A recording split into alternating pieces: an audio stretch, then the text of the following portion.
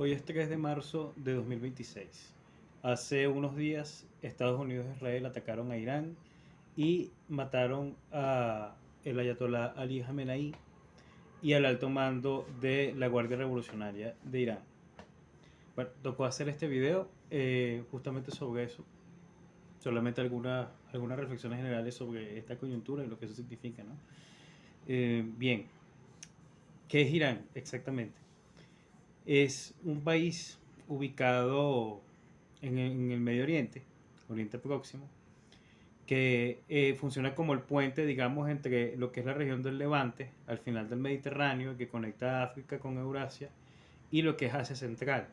Entiéndase toda la región histórica del Punjab y de el, digamos, el pedazo de tierra continental que conecta Asia con Rusia, eh, y que está separado por el Mar Caspio. Es un país que históricamente ha sido lugar de varios imperios, no solo el imperio persa en la antigüedad, sino también, por ejemplo, el imperio sasánida durante, eh, durante la Alta Edad Media. Y lo cierto es que es un país muy favorecido por la geografía. Realmente, eso sí es geopolítica, es realmente un actor que siempre ha tenido estratégicamente una importancia regional considerable, siempre ha tendido a ser una potencia regional, no tanto por sus capacidades materiales o por las determinadas instituciones que asuma en uno u otro momento de su historia como civilización, sino por lo favorecido que está geográficamente. Es una meseta que está muy bien situada en medio de entornos que son muy convulsos, porque por el este está toda la región convulsa y hacinada del Punjab, que está rodeado por la cordillera del Himalaya. Por el norte está el Cáucaso, que siempre ha sido eh, el corredor de grandes imperios territoriales como los imperios mongoles o como el imperio ruso. Y por el oeste está toda la península arábiga y toda la extensión de los desiertos de,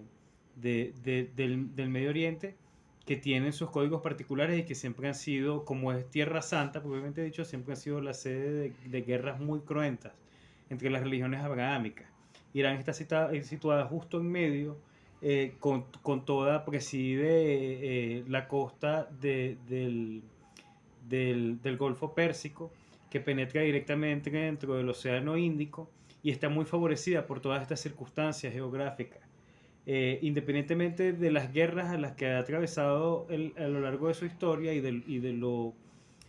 lo ruinosa que se puede haber vuelto por las derrotas, por la balcanización, que a mí no me gusta ese término, pero bueno, ilustra bien lo que es fragmentar geopolíticamente un Estado en varias comunidades nacionales. Siempre ha sido estratégicamente tanto importante como influyente. Eso por un lado. Segundo, precisamente por las características que están asociadas a lo que Samuel Huntington llama el choque de civilizaciones, y que es una característica de toda la región del Medio Oriente y de las líneas de fractura en general, que son zonas, son regiones donde los grandes imperios, los jugadores estratégicos, actúan a través de estados vasallos o de grupos vasallos para, a través de guerras intermediadas, de guerras híbridas, ejercer influencia y lograr la hegemonía en esa zona, siempre a costa, por supuesto, de la estabilidad, eh, y por eso tienden a ser zonas eh, prolíficamente belicosas, beligerantes. Siempre tienden a estar en guerra, y también son zonas que vienen de experiencias de dominación imperial, que es otra cosa. Irán, por supuesto, no siempre fue islámica. Allí se dio fue la cuna de la región del zoroastrismo en la antigüedad. Fue la potencia que rivalizó directamente con las coaliciones atenienses en, en diferentes guerras de la antigüedad durante la hegemonía de la Hélade en el Mediterráneo, antes de la aparición del Imperio Romano. Y después de la expansión del Islam, de la aparición del Islam en la península árabe con las guerras mahometanas y la fundación de los califatos, Irán fue, a lo largo de los siglos, se convirtió en la representante del chiismo. Recordemos que el Islam se divide en dos grandes sectas que a su vez se componen de muchas otras sectas, que son la Sunna o los sunitas y la Shia o los chiitas. Se supone que, sin entrar en muchos detalles,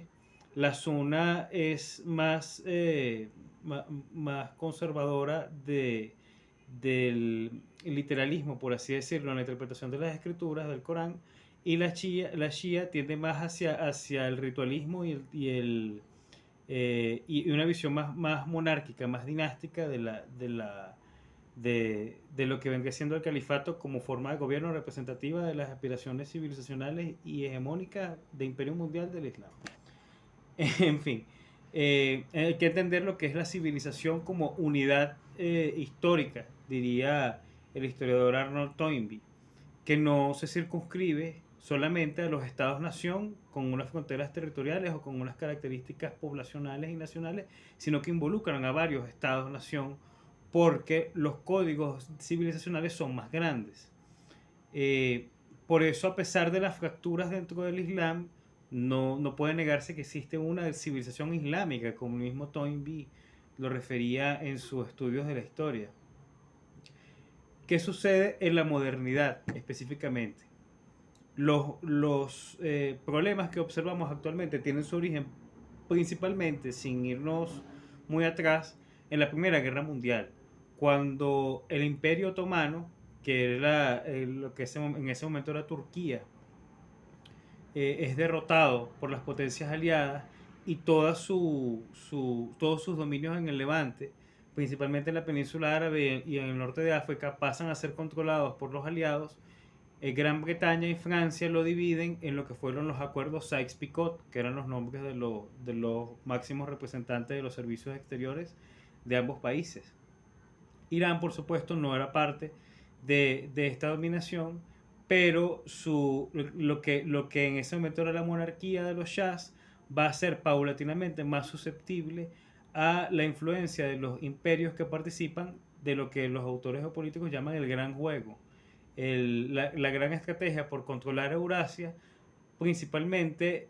cercando y aplastando la influencia de los jugadores rivales a lo largo de la costa y de las fronteras marítimas de toda esta área que va desde el Cáucaso o desde arriba del Báltico incluso, pasando por el Cáucaso, el Medio Oriente y terminando en Asia Central. Originalmente, el padre de la geopolítica británica, Halford Mackinder, hablaba del pivote geográfico de la historia, refiriéndose al corazón continental de Heartland en lo que es Asia Central, es decir, todo el pedazo que queda entre el sur de Rusia y el norte de la India, entiéndase los países actuales de Kazajstán, Turkmenistán, Tayikistán, Uzbekistán y Kirguistán, y el Cáucaso, por supuesto. Pero un revisionista de esa teoría, que es el teórico estadounidense Nicholas Spikeman, va a proponer que más bien se trata del Rimland o la zona del borde, que es la que rodea al Heartland, propiamente dicho, al corazón continental. E Irán es, propiamente dicho, una de las llaves del Rimland. Por eso, no solo las circunstancias geográficas lo favorecen, sino que también las aspiraciones de universalismo y de hegemonía mundial de los imperios, de los actores geopolíticos, van a tender siempre a gravitar hacia Irán, igual que suele ocurrir con Afganistán, más o menos por la misma razón. Bien, la monarquía de los shahs de la dinastía de los Pahlavi, que suele pronunciar mal, pero se pronuncia Pahlavi, va a atravesar momentos convulsos, fue depuesta y fue restituida en diferentes momentos antes de la revolución del 79. Hubo un periodo donde el abuelo del Shah derrocado en el 79 fue cercano ideológicamente a Adolf Hitler y al Tercer Reich, y su deposición es la que permite que se celebre la conferencia de Teherán entre los aliados, y se va a producir un fenómeno bien interesante, que es que la Unión Soviética con Stalin y los aliados occidentales de la Segunda Guerra Mundial,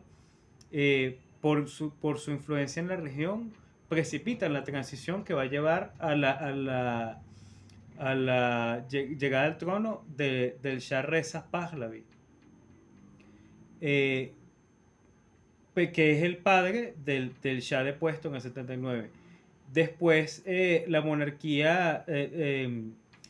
coincide con diferentes administraciones civiles seculares. La más célebre era el primer ministro Mohammad Mossadegh, que en el 53 es derrocado por nacionalizar el petróleo, nacionalizar la empresa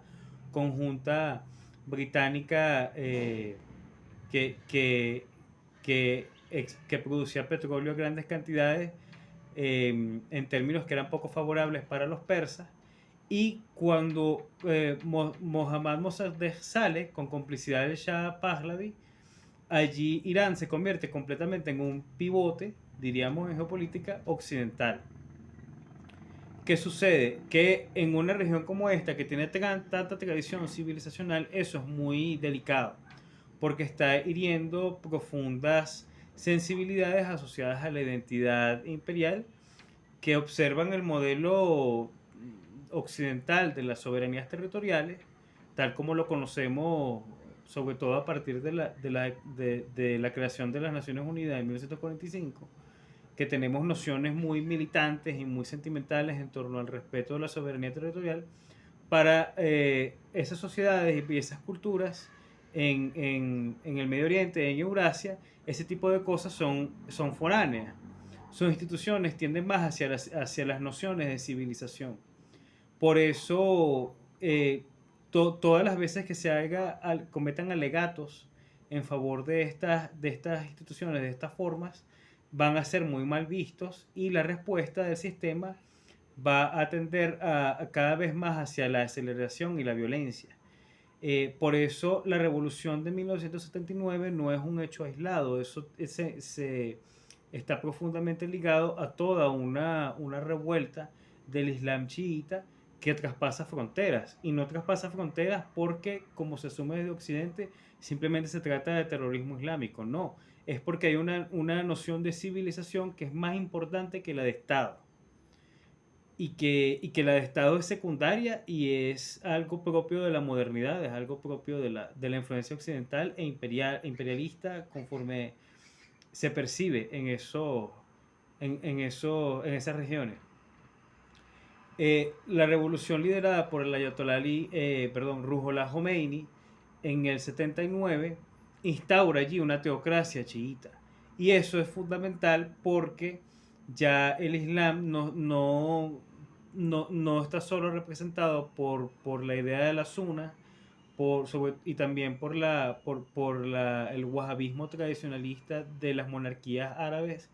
que también son reconocidas como estados modernos después de la caída del Imperio Otomano, sino que hay otra visión del Islam que lucha con esa visión de la Sunna por ser un representante, un exponente de las aspiraciones universalistas islámicas. Y esto coincide a su vez con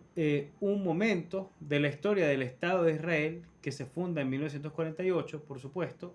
con unos 30, 40, 50 años de sionismo político, con un movimiento político transnacional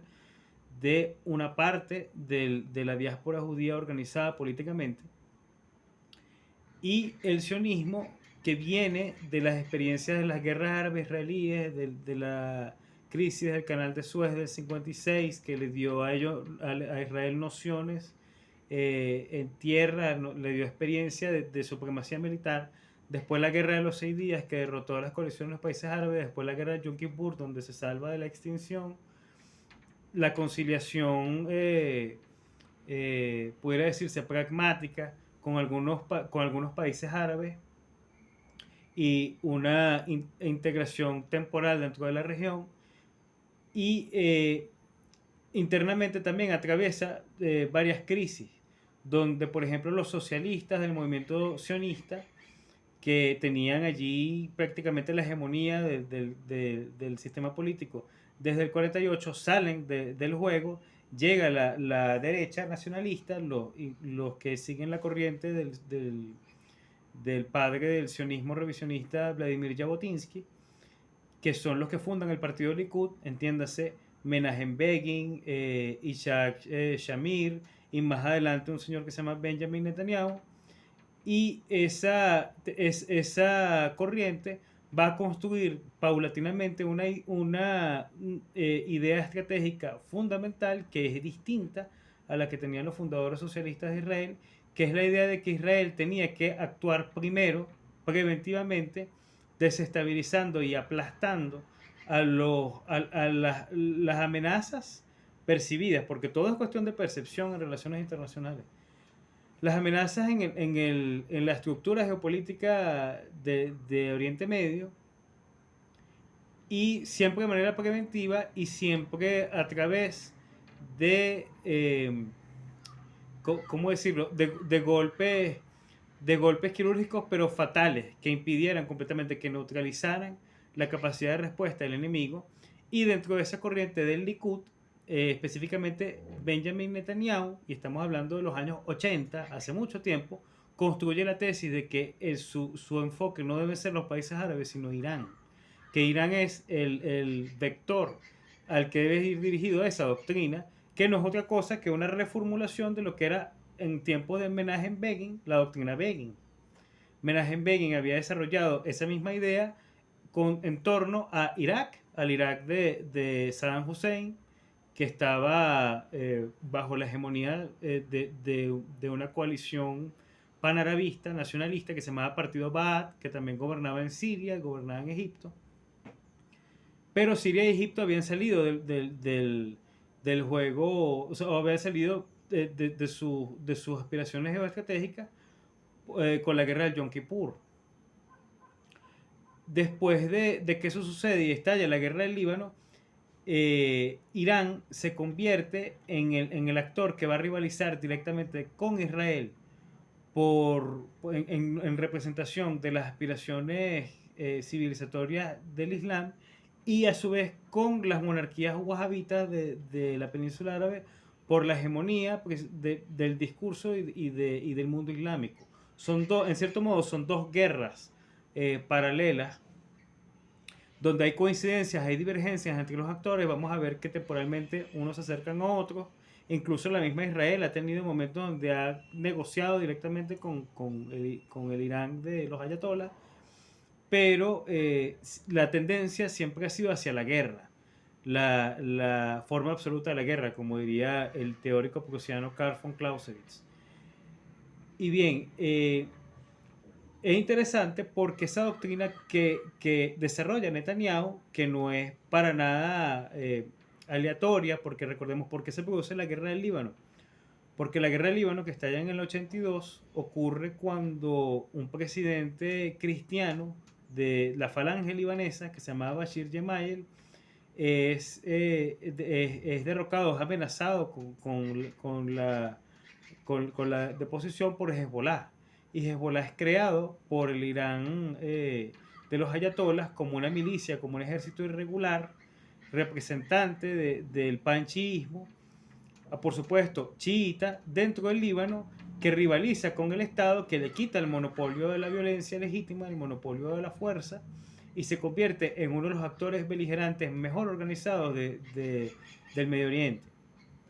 Y va a ser el primero porque la estrategia consiste en rodear a Israel en una especie de media luna a lo largo del Levante, que comienza con Hezbollah en el Líbano, en el norte, pasa por Hamas y Fatah y Yihad Islámica a lo largo de Palestina y los enclaves palestinos, los territorios ocupados dentro de Israel,